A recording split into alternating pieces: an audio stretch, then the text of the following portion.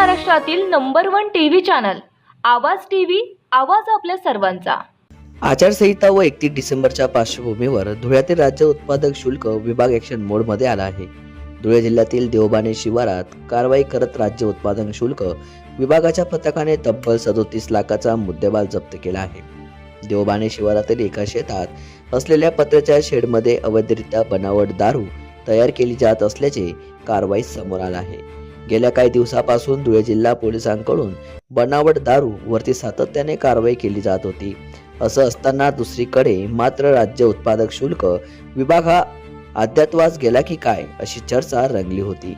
दरम्यान निवडणुकाची घोषणा झाल्यानंतर आचारसंहितेच्या पार्श्वभूमीवर पुन्हा एकदा राज्य उत्पादक शुल्क विभागाने धडक कारवाई केली असली तरी गेल्या अनेक दिवसापासून सुरू असलेल्या बनावट दारूचा हा कारखाना कोणाच्या आशीर्वादाने सुरू होता हे देखील राज्य उत्पादक शुल्क विभागाला शोधावा लागणार आहे। आवाज टीव्ही साठी प्रतीक्षा गर्दे, धुळे।